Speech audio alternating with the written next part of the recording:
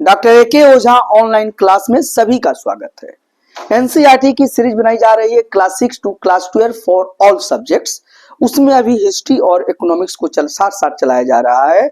आज जो वीडियो बन रहा है वह इकोनॉमिक्स क्लास 10th का बन रहा है। क्लास 10th का चैप्टर 3 है और उसका पार्ट 8 है। अगर आपके पास बुक हो एनसीईआरटी, जैसे देखिए मेरे पास एनसीईआरटी की बुक है, तो उसका पेज नंबर 49 यानी 49 आप ओपन कर लीजिए। देखिए मैं यहाँ लिख दिया हूँ NCERT economics class 10 chapter 3 part 8 page 49।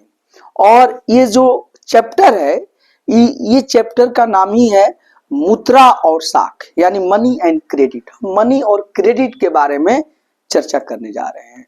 और देखिए आज का जो टॉपिक है मनी एंड क्रेडिट में वह है औपचारिक एवं अनौपचारिक साख किसे क्या मिलता है, यानी formal and informal credits who what gets, ये टॉपिक है। तो आज हम चर्चा करेंगे कि जो फॉर्मल सेक्टर से आप जो क्रेडिट लेते हैं यानी ऋण लेते हैं, आप स्पष्ट समझिए कि जब भी मैं क्रेडिट की बात करता हूं तो ऋण की बात करता हूं या लोन की बात करता हूं। तो पहले मैं इसके पहले की वीडियो में मैं समझा चुका हूं कि दो तरह से लोन लिया जा सकता है। एक तो फॉर्मल सेक्टर है जो कि बैंक है, उसमें कमर्शियल बैंक है, व्यवसायिक बैंक्स हैं जो कि आरबीआई के गाइडलाइंस के अनुसार काम करते हैं। और दूसरा जो होता है इनफॉर्मल सेक्टर जिसको कि अनौपचारिक क्षेत्र बोलते हैं, उसमें आपके रिश्तेदार हो सकते हैं जिसे आप समय पड़ने पर कर्ज लेते हैं। गांव या शहर के साहूकार हो सकते हैं जो ब्याज दर पर वो आपको पैसा उधार देते हैं या कर्ज देते हैं। इसी तरीके से अन्य कई माध्यम होते हैं, जमींदार होते हैं, उनसे भी आप पैसा लेते हैं।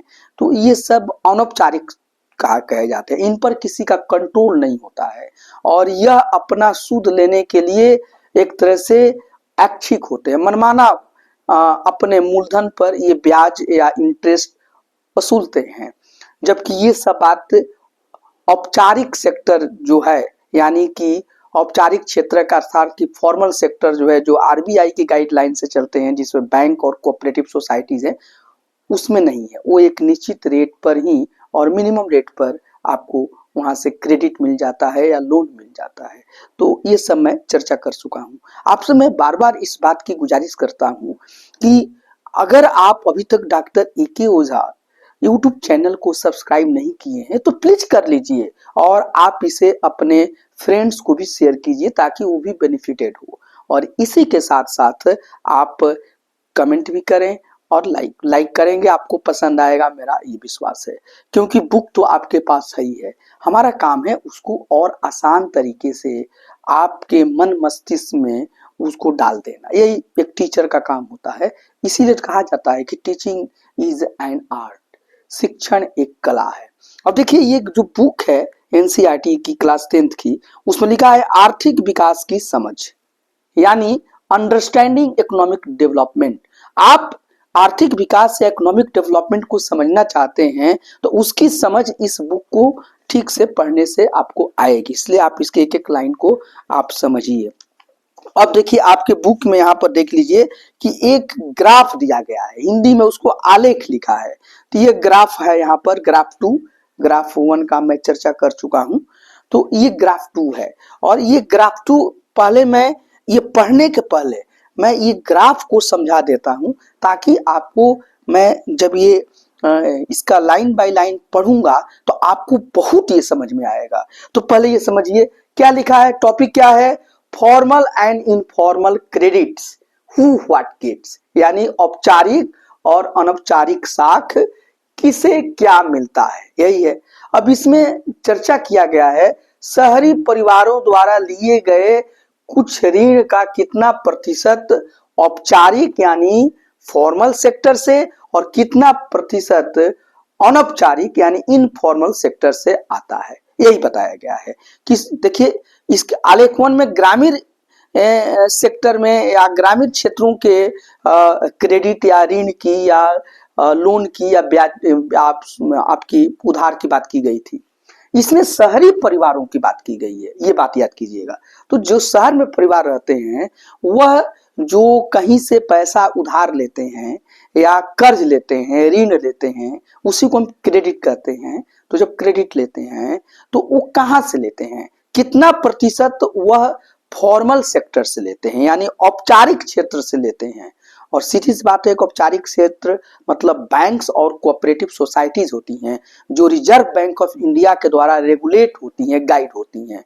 और शहरी क्षेत्र के परिवार कितना प्रतिशत जो कर्ज है या उधार है या क्रेडिट है वह अनौपचारिक क्षेत्र से लेते हैं यानी इनफॉर्मल सेक्टर से लेते हैं। जैसे अपने रिश्तेदार से उधार ले लिए या किसी साहूकार से ले लिए, किसी व्यापारी से ले लिए, किसी जमींदार से ले लिए, तो जहां अपने काम करते हैं अपने मालिक से ले लिए, तो ये सगे संबंधी से मित्र से ले लिए, तो ये अनौपचारिक सेक्टर कहा जाता है। तो यही यहाँ पर दर्शाया गया है। अब देखिए, अब यहाँ पर जो शहरी परिवार है, शहर में रहने वाले परिवार है, उसमें सबसे पहले गरीब परिवार की चर्चा की गई है यानी पुअर हाउस होल्ड की चर्चा की गई है। देखिए, गरीब परिवार में 54% लोग, गरीब परिवार के, जो पुअर हाउस होल्ड से संबंधित जो परिवार है, जो गरीब परिवार है, उसके 54% यानी 54% लोग जो उधार लेते हैं या कर्ज लेते हैं वह इनफॉर्मल सेक्टर से लेते हैं, अनौपचारिक क्षेत्र से लेते हैं। ये बहुत बड़ा परसेंटेज है। 54%, 54% वो अपने या तो रिश्तेदार से ले लेते हैं या जमींदार से लेते हैं या साहूकार से लेते हैं। ठीक है ना, जमींदार तो जनरली गांव में होते हैं, लेकिन साहूकार से होते हैं, व्यापारी से लेते हैं, जिन पर कि कोई बहुत नियम कानून नहीं होता है, ऊंचे ब्याज दर पर वो उधार लेने के लिए मजबूर होते हैं, जो गरीब परिवार के लोग होते हैं। और जो फॉर्मल सेक्टर से 46% शहर में रहने वाले, क्योंकि शहर में थोड़ा जागरूक लोग होते हैं, लेकिन फिर भी वहां पर भी मजबूरी में 54% लोग, 54% लोग इनफॉर्मल सेक्टर यानी कि अनौपचारिक क्षेत्र से ब्याज लेते हैं, पैसा उधार लेते हैं, ऋण लेते हैं, क्रेडिट लेते हैं।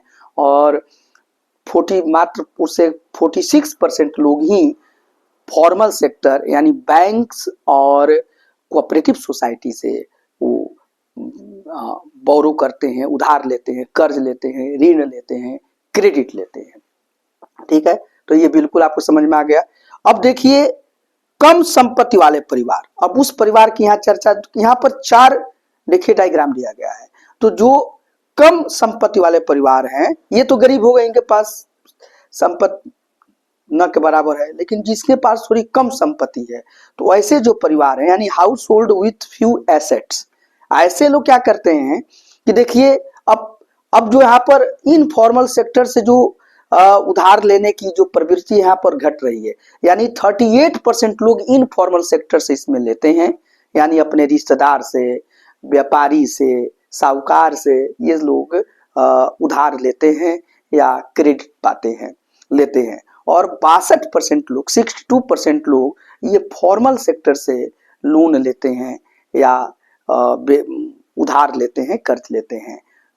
फॉर्मल सेक्टर, बार बार मैं समझा रहा हूँ, जो आरबीआई द्वारा गाइड जो बैंक्स हैं और जो कोऑपरेटिव सोसाइटीज हैं वहां से लेते हैं।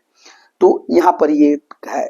इसी तरह से देखिए, समृद्ध जो परिवार है, वेल ऑफ हाउस होल्ड, जो लोग समृद्ध हैं, प्रॉस्परस जो परिवार है, धनी परिवार जो है, तो आपको समृद्ध जो परिवार है, वेल ऑफ है, वो क्या है, वहां पर और परसेंटेज फॉर्मल सेक्टर से लेने का बढ़ता है और इनफॉर्मल से घटता है। मात्र 27% लोग यानी 27% लोग अनौपचारिक क्षेत्र यानी इनफॉर्मल सेक्टर से ब्याज नहीं, ऊंचे ब्याज दर पर उधार लेते हैं या ऋण लेते हैं या क्रेडिट पाते हैं, क्रेडिट लेते हैं, यानी कि अपने रिश्तेदार से, व्यापारी से, मनी लेंडर से लोग लेते हैं।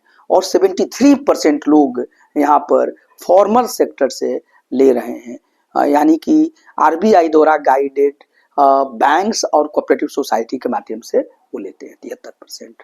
और ये तो बात बिल्कुल समझ में है कि जो लोग फॉर्मल सेक्टर से आपको उधार लेंगे यानी कि ऋण लेंगे, कर्ज लेंगे या क्रेडिट पाएंगे, वो सुकून में रहेंगे और उनको कम ब्याज चुकाना पड़ेगा। लेकिन जो इनफॉर्मल सेक्टर और औपचारिक क्षेत्र से लेंगे, व्यापारी से लेंगे, मनी लेंडर से लेंगे, तो उन लोगों को ऊंची ब्याज दर देना पड़ता है। तो जैसे जैसे लोगों की स्थिति अच्छी होती जा रही है परिवारों की, ऐसे ऐसे फॉर्मल सेक्टर से यानी कि बैंक्स और कोऑपरेटिव से यह लोन लेने की जो स्थिति है वो बढ़ती चली जाती है। अब आप देखिए अमीर परिवार जो रिच हाउस होल्ड है उसमें देखिए और बढ़ गया। उसमें देख रहे हैं 83% लोग फॉर्मल सेक्टर से यहाँ पर लोन ले रहे हैं। 83% लोग जो कि बैंक्स और कोऑपरेटिव सोसाइटी से लेते हैं, और दूसरी तरफ मात्र 17% लोग, मात्र 17% जो पीपल है, अमीर परिवार जो है वह इनफॉर्मल सेक्टर यानी अनौपचारिक क्षेत्र से यह ऋण पाते हैं या कर्ज लेते हैं। ठीक है, तो ये है।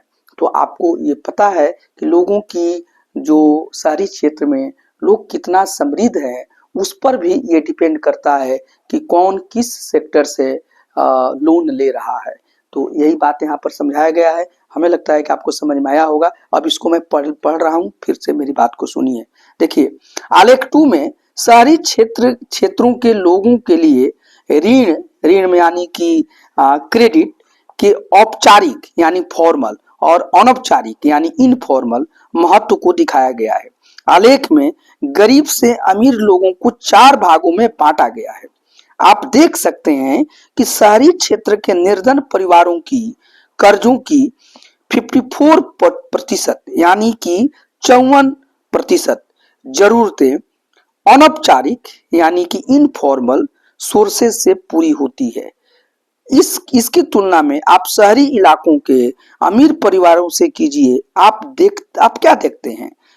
उनके केवल 17% कर्ज अनौपचारिक स्रोतों से, जबकि 83% औपचारिक स्रोतों से होता है। देख रहे हैं ना, 17% इनफॉर्मल सेक्टर से ये लोग लोन लेते हैं और 83% फॉर्मल सेक्टर यानी बैंक और कोऑपरेटिव सोसाइटी से लेते हैं, यही यहाँ पर बोला जा रहा है।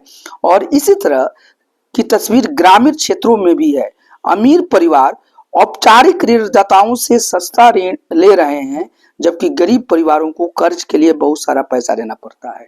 और गाँव में भी जो रूरल एरियाज है, ग्रामीण सेक्टर है, वहां पर भी जो गरीब परिवार है वो क्या करता है, वहां का तो गाँव के जो अमीर परिवार है वो तो बैंक के पास जा रहे हैं और बैंक के कागज वगज प्रस्तुत करके और सस्ते दर पर वो लोन ले लेते हैं, ऋण ले लेते हैं।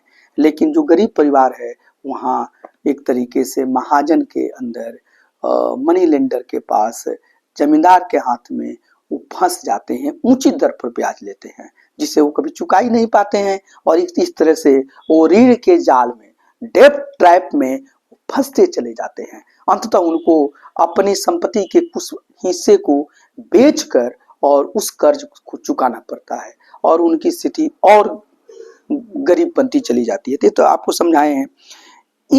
इस सबसे क्या पता चलता है? पहला, औपचारिक स्रोत जो है, औपचारिक यानी कि फॉर्मल जो सेक्टर है, अभी भी ग्रामीण परिवारों की कुल ऋण जरूरतों का केवल 50% पूरा कर पाता है। एक तो बात हो गया कि अभी भी जो फॉर्मल सेक्टर यानी बैंक्स और कोऑपरेटिव्स जो हैं वो लोग गांव में रहने वाले परिवारों के अभी भी मात्र 50% तक ही उनकी जरूरतों को पूरा कर रहा है, माने उनको कर्ज दे रहा है। ये सब इसलिए पढ़ाया जा रहा है कि सरकार को और लोगों को इस बारे में सोचना चाहिए और ये प्रतिशत बढ़ना चाहिए। जैसे शहर में देख रहे हैं ये 83% लोग जो हैं वह फॉर्मल सेक्टर यानी बैंक्स और कोऑपरेटिव सोसाइटी से लोन ले रहे हैं, लेकिन ग्रामीण क्षेत्र में अभी ये प्रतिशत मैक्सिमम 50% ही है। और इसी तरह से आप देख लीजिए अनौपचारिक ऋणदाताओं के लिए, ऋणदाताओं से लिए गए उधार पर आमतौर की ब्याज की दरें बहुत अधिक होती है और यह उधार कर्जदाताओं की, ठीक है, पेज को पलट लीजिए, आय बढ़ाने का काम कम ही कर पाता है।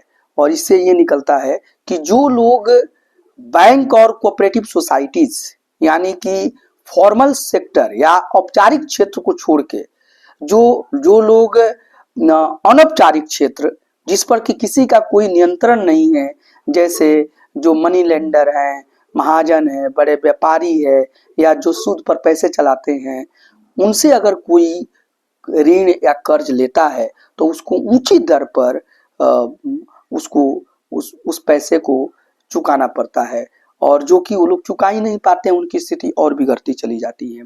इसीलिए बैंकों और सहकारी समिति कोऑपरेटिव सोसाइटीज को कहा जा रहा है, तो बैंकों समितियों को अपनी गतिविधियां विशेषकर ग्रामीण इलाकों में बढ़ाने की जरूरत है, ताकि कर्जदारों यानी कि बोरोवर्स की अनौपचारिक स्रोत पर से निर्भरता घटे। तो इसलिए इसका समाधान क्या है कि जो बैंक्स हैं और कोऑपरेटिव सोसाइटी हैं वो ज्यादा से ज्यादा ग्रामीण क्षेत्रों में लोगों के पास पहुंचे, उनको समझाएं कि आप बैंक और कोऑपरेटिव सोसाइटी से ही आप कर्ज लीजिए समय पर। लोगों के पास कुछ समस्या आ जाती है, लोग कागज बहुत ज्यादा मांगते हैं, पेपर, तो ये पेपर वाले काम को कम करें और उनको आसानी से उनको लोन उपलब्ध कराएं ग्रामीण क्षेत्र के लोगों को। तो इससे क्या होगा कि तब ग्रामीण क्षेत्र में रहने वाले लोगों की जो निर्भरता है वह अनौपचारिक क्षेत्र पर घटेगी, यानी कि वो लोग महाजन से या सूद पर ऊंची ब्याज दर पर पैसा चलाने वालों से वो लोग बच पाएंगे। दूसरा, यदि एक तरफ औपचारिक स्रोत यानी फॉर्मल जो सोर्स है के ऋणों का विस्तार होना चाहिए, तो दूसरी ओर यह भी जरूरी है कि यह ऋण सभी लोगों को प्राप्त हो सके। एक और बात है कि जो औपचारिक क्षेत्र है, यानी कि जो बैंक्स और कोऑपरेटिव सोसाइटीज है, यानी बैंक और जो सहकारी समितियां हैं, उनका विस्तार होना चाहिए और इस बात पर ध्यान देना चाहिए कि यह ऋण सभी लोगों को प्राप्त हो सके, ऐसा नियम बने। वर्तमान समय में अमीर परिवार ही औपचारिक स्रोतों से ऋण प्राप्त करते हैं, जबकि गरीब परिवारों को औपचारिक स्रोतों पर ही निर्भर रहना पड़ता है। लेकिन अभी का प्रेजेंट कंडीशन क्या है कि जो अमीर परिवार है वही बैंक से ज्यादा बैंक और कोऑपरेटिव सोसाइटीज का फायदा ले रहे हैं। देखिए यहाँ पर शहर में तो 83% लोग ले लेते हैं, और लेकिन जो गरीब परिवार है देख रहे हैं वो लोग अभी भी 54% इनफॉर्मल सेक्टर यानी कि वैसे जगह से ये कर्ज लेते हैं जिन पर कि बैंक आरबीआई का नियंत्रण नहीं होता है, और ऊंची ब्याज दर पर ये लोग लेने के लिए मजबूर होते हैं। इसका कारण को सब बैंक को समझना होगा, और इसीलिए बैंक अपने नियम कानून को वह बहुत ही सरल बनाए और सभी तक अपनी पहुंच बढ़ाए। साथ ही साथ यह जरूरी है कि औपचारिक ऋण का अधिक समान वितरण हो, ताकि गरीब परिवार भी सस्ते ऋण का फायदा उठा सके।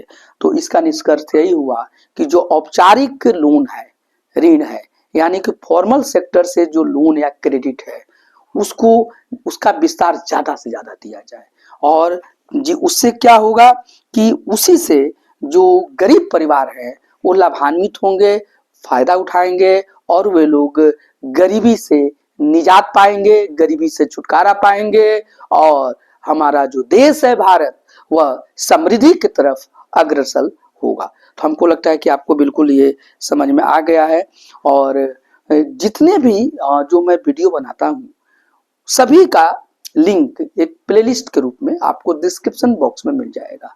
आप सभी को देखिए। कोशिश करता हूं कि बहुत लंबी वीडियो न बने, ताकि आप आसानी से इसको बैठकर और देख लीजिए, समझ लीजिए, और ये आपके लिए बहुत जरूरी है। यह क्लास 10th का तो बुक है और सिलेबस है, तो जाहिर सी बात है कि क्लास 10th के बच्चों के लिए ये बहुत जरूरी है। लेकिन साथ ही साथ जो भी बच्चे किसी भी कॉम्पिटिटिव एग्जाम्स यानी सरकारी या प्राइवेट नौकरी की तैयारी कर रहे हैं, चाहे वो आईएएस पीसीएस की तैयारी करते हों, वो लोग बैंक की तैयारी कर रहे हों, वो लोग सीए आदि की तैयारी कर रहे हों, कॉमर्स के जो छात्र हैं, साइंस के छात्र हैं, ह्यूमैनिटीज के जो छात्र हैं, छात्र और छात्राएं दोनों, ये सभी के लिए फायदेमंद है। जो भी कोई किसी भी तरह के कॉम्पिटिटिव एग्जाम से, एसएससी का एग्जाम हो, रेलवे का एग्जाम हो, सभी में इससे क्वेश्चन पूछे जाते हैं, और टीचर्स का आजकल एग्जाम हो रहा है उसमें भी सभी में क्वेश्चन पूछे जाते हैं। तो आपका जो कंसेप्ट है वह डेवलप होना बहुत जरूरी है। तो आज के लिए इतना ही। आपका दिन शुभ हो। Thank you.